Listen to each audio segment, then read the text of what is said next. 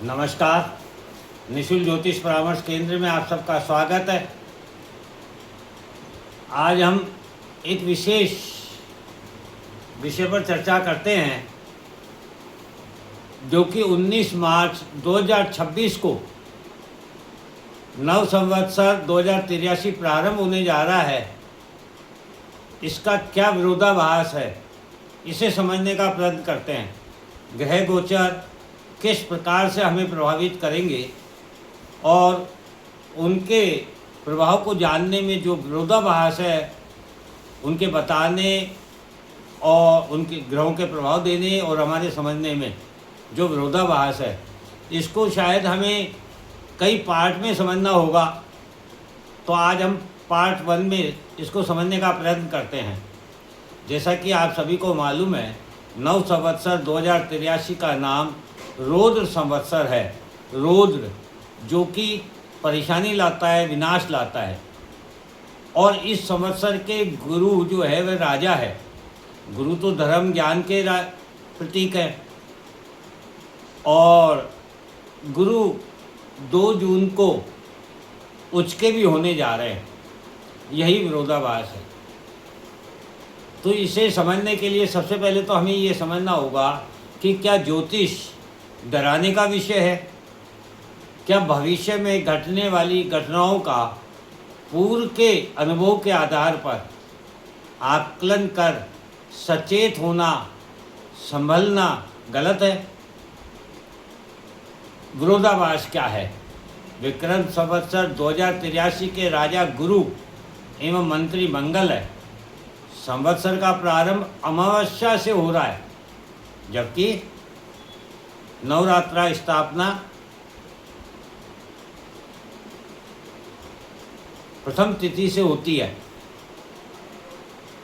शुक्ल पक्ष की प्रथम तिथि से, और यह संवत्सर प्रारंभ हो रहा है अमावस्या से। ऐसा क्यों? क्योंकि सूर्य उदय से हम तिथि को मानते हैं, ना कि समय से। और 18 मार्च 2026 को जब सूर्य उदय हो रहा है, तब 19 मार्च 2026 को जब सूर्य उदय हो रहा है तब अमावस्या है।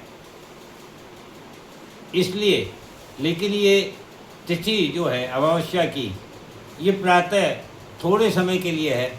इसके बाद शुक्ल पक्ष की प्रथम तिथि शुरू हो जाएगी। इसलिए नवरात्रा स्थापना भी उसी दिन है। संवत्सर का नाम रौद्र है।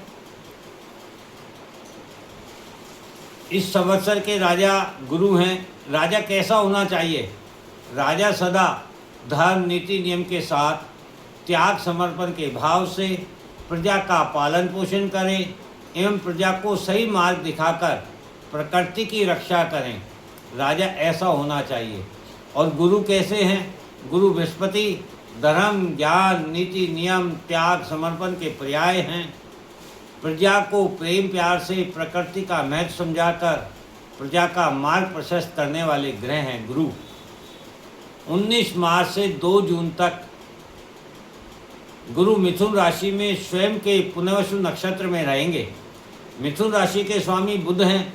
बुध इस राशि में चंचल एवं पराक्रमी होते हैं, जो अपने जानने, सीखने, बुद्धि विवेक में वृद्धि करने हेतु तर्क वितर्क, संवाद, कम्युनिकेशन करते हैं। बुध कौन है? बालक।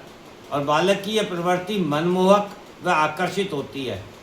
जब बच्चा हमसे किसी विषय पर तर्क वितर्क करता है, संवाद करता है, कम्युनिकेशन करता है, तो वह हमें सुंदर और आकर्षित करता है, सुंदर लगता है। पुनर्वसु नक्षत्र, पुनर्वसु नक्षत्र को समझते हैं। पुनर्वसु पुनः अर्थात बार बार, और वसु यानी किरणें, प्रकाश।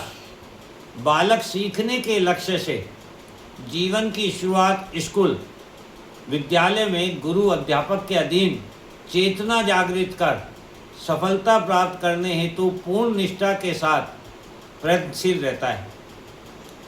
बाल अवस्था में सभी साथी मित्र होते हैं। सब में प्रेम होता है।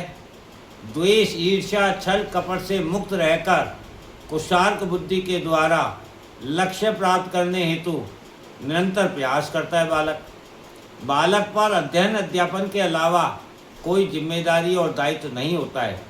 अतः उसे भोग के सभी पदार्थ प्राप्त होते हैं और वह संपूर्ण समाज को अपना घर, अपने लोग मानकर आराम करता है, सुखी रहता है, खुश रहता है। बार बार सीखने जानने की प्रवृत्ति ही पुनर्वसु नक्षत्र है। अब 2 जून 30 अक्टूबर से गुरु अपनी उच्च राशि कर्क में रहेंगे। कर्क राशि के स्वामी चंद्रमा है। चंद्रमा हमारा मन है। मन इमोशन का कारक ग्रह है। मन सदा ही बाहरी दुनिया की चमक दमक से प्रभावित होता है और संसार में माता से ज़्यादा कोई इमोशनल नहीं है।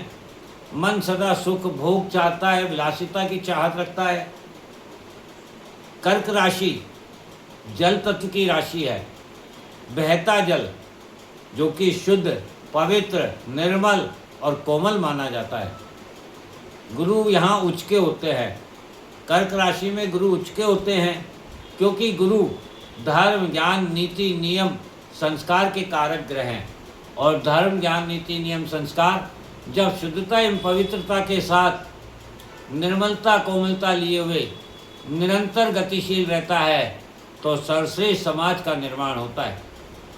यदि धर्म, ज्ञान, नीति, नियम, संस्कार रुक जाते हैं, ठहर जाते हैं, किसी विशेष व्यक्ति, समूह, समाज या किसी विशेष उद्देश्य तक सिमट जाते हैं तो ऐसा धर्म, ज्ञान, नीति, नियम अशुद्ध एवं अपवित्र हो जाता है जो संसार में संघर्ष को जन्म देता है। इसका प्रभाव क्या है? निरंतर गति अर्थात प्रचार प्रसार। संवत्सर 2083 के राजा गुरु है। अतः विश्व स्तर पर राजा, अधिकारी, पदाधिकारी, स्वामी, मालिक यदि धर्म, ज्ञान, नीति, नियम, संस्कार का प्रचार प्रसार करेंगे तो समाज एवं संसार को सुफल प्राप्त होगा। दुष्प्रभाव क्या है?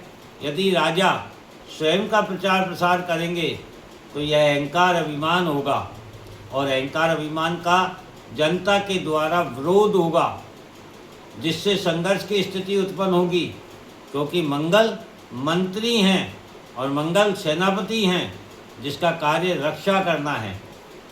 निष्कर्ष क्या निकलता है? वर्तमान समय में संपूर्ण संसार में अहंकार अभिमान व्याप्त है, ये आप सभी जानते हैं। प्रत्येक मानव दूसरे को नीचा दिखाने, स्वयं को पूर्ण शक्तिशाली बताने एवं स्वयं की सोच को ही सर्वश्रेष्ठ मानकर सभी को अपनी सोच से सहमत करने के लिए मजबूर कर रहे हैं, अत्याचार कर रहे हैं, तो परिणाम स्वरूप संघर्ष, विपदा, परेशानी ही प्राप्त होगी। यही रौद्र रूप है। इसका उपाय है अहंकार अभिमान का त्याग करके सर्वसम्मति का सम्मान करें, सर्व कल्याण का सम्मान करें। जय हिंद, जय भारत।